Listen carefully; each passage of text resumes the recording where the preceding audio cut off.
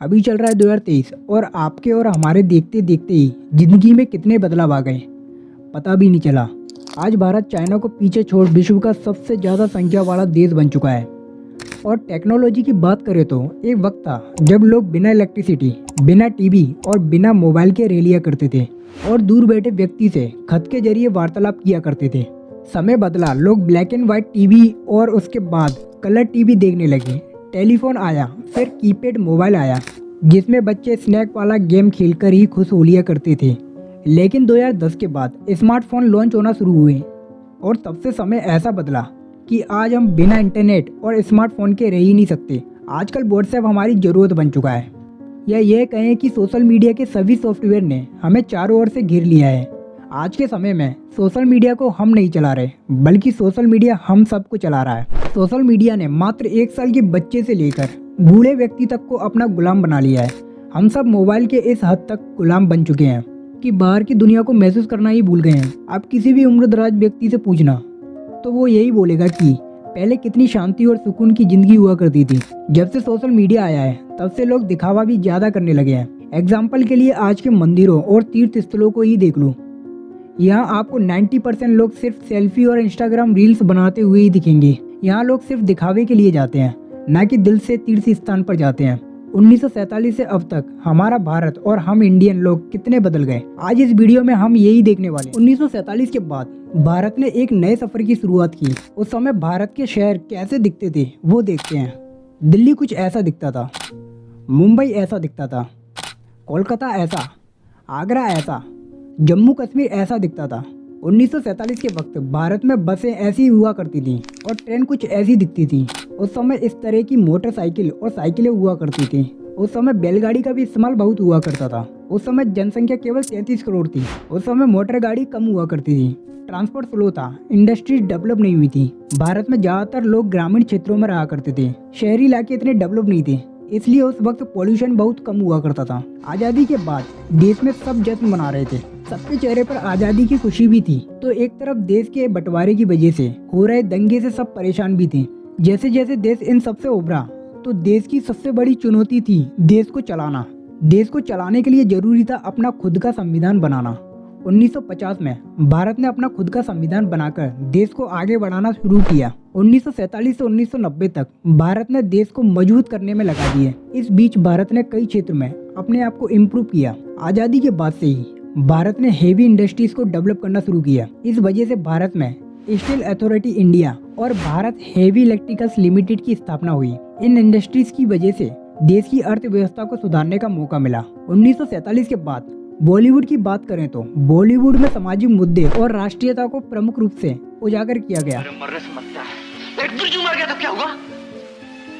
मेरे मरने से गांव की औरतों के सरों पर ओढ़नियां आ जाएंगी, किसानों के घर में अनाज आ जाएगा, उनके चूल्हे जलने लगेंगे। 1950 के दौर में सही तरीके से बॉलीवुड का गोल्डन टाइम शुरू हुआ। इस दौर में नए कलाकार और निर्माताओं की प्रतिभा पहचानी गई। उस समय मुगल आजम, आवारा, मदर इंडिया, श्री 420 जैसी शानदार फिल्में बनकर तैयार हुई। जिस गति से भारत की जनसंख्या बढ़ रही थी उसके साथ साथ भारत में भूखमरी के संकट भी बढ़ते जा रहे थे। भारत में उस समय अनाज की कमी होती जा रही थी। 1960 और 1970 में ग्रीन रेवोल्यूशन का समय आया। इस दौरान भारत में मॉडर्न तकनीकों का इस्तेमाल किया जाने लगा। खेती के लिए ट्रैक्टर यूज होने लगे, फसलों की अच्छी उपज के लिए कीटनाशक का उपयोग होने लगा, जिससे देश में भुखमरी खत्म हुई और भरपूर अनाज की पैदावार होने लगी। इसी बीच देश में स्पेस और एटॉमिक एनर्जी के क्षेत्र में भी विकास हुआ। देश में इसरो की स्थापना हुई। देश में अपनी पहली आर्टिफिशियल सैटेलाइट आर्यभट्ट को 1975 में लॉन्च किया गया। आजादी के बाद भारत ने एक एक शहर और हर राज्यों में सड़क निर्माण और नेशनल हाईवे डेवलप करना शुरू किए। गोल्डन क्वाड्रिलेटरल, नॉर्थ साउथ और ईस्ट वेस्ट कॉरिडोर जैसे महत्वपूर्ण सड़क मार्ग प्रोजेक्ट ने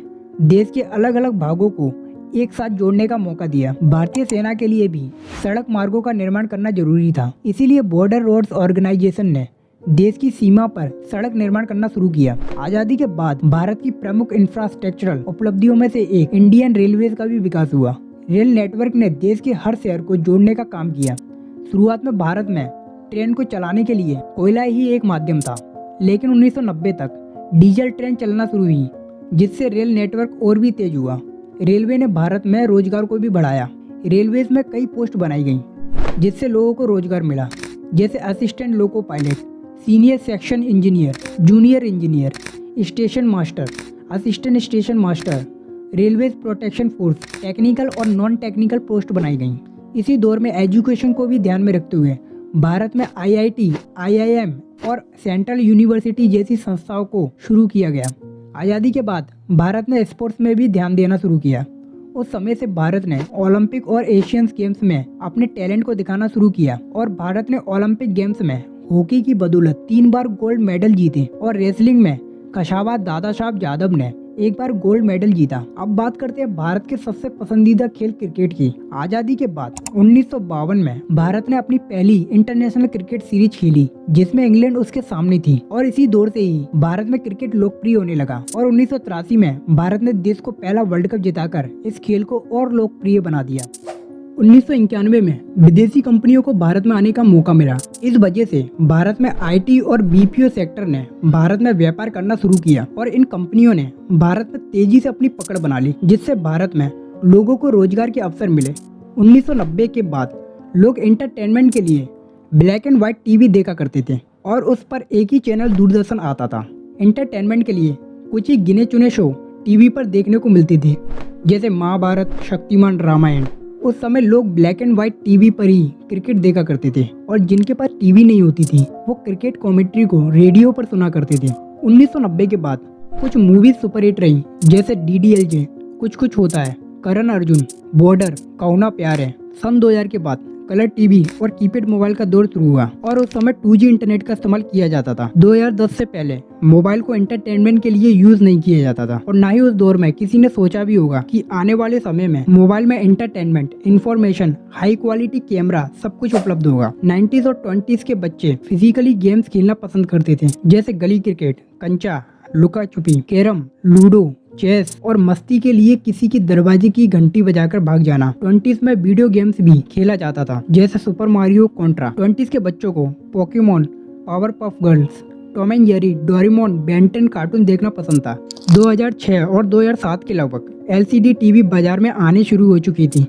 2008 और 2009 के आसपास पहली बार लोगों ने स्क्रीन टच मोबाइल मार्केट में देखा, जो कि स्क्रीन को उंगली से टच करने पर चलता था और इसी बीच इंटरनेट स्पीड को 2G से 3G में अपग्रेड किया गया। 2010 के बाद भारत में टेक्नोलॉजी और डिजिटलाइजेशन तेजी से ग्रो होने लगा। इस दौर में तेजी से स्मार्टफोन अफोर्डेबल प्राइस में बाजार में बिकना शुरू हुए। Nice to meet you again.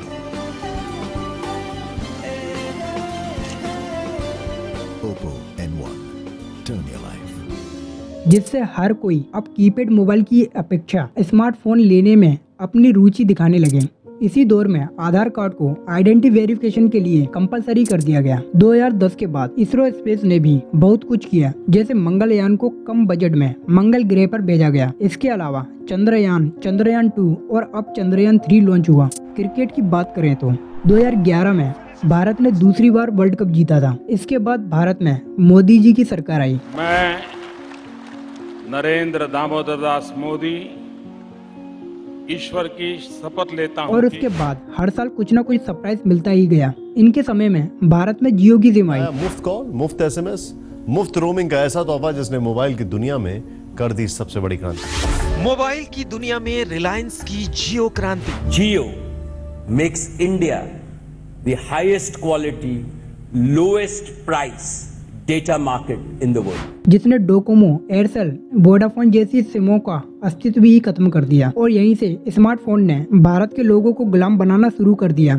2016 में डीमोनेटाइजेशन का समय आया। इससे पहले काफी लोगों को पता ही नहीं था कि डीमोनेटाइजेशन होता क्या है। रात्रि को 12 बजे से वर्तमान में जारी 500 रुपए और 1000 रुपए के करेंसी नोट लीगल टेंडर नहीं रहेंगे। पीएम मोदी ने जब 500 और 1000 के नोटों को अचानक बंद करने का डिसीजन लिया तो सबको पता चल गया कि डीमोनेटाइजेशन क्या होता है। मोदी जी के डीमोनेटाइजेशन ने आम जनता को परेशान किया। लोग लंबी लंबी लाइन में लगकर नोट बदलने लगे। 2017 में प्रोडक्ट्स पर GST लगना शुरू हुआ। 2019 में धारा 370 हटाई गई। 2019 तक स्मार्टफोन और भी एडवांस हो चुके थे। हर स्मार्टफोन में हाई क्वालिटी कैमरा आ चुके थे। इस समय में लगभग हर किसी के मोबाइल में टिकटॉक और पबजी होते ही थे। समय आया 2020 का। इस समय कोरोना वायरस ने भारत में एंट्री ली और सभी ने कोरोना वायरस के साथ एक और नाम पहली बार सुना, जिसका नाम था लॉकडाउन। भारत में मार्च 2020 से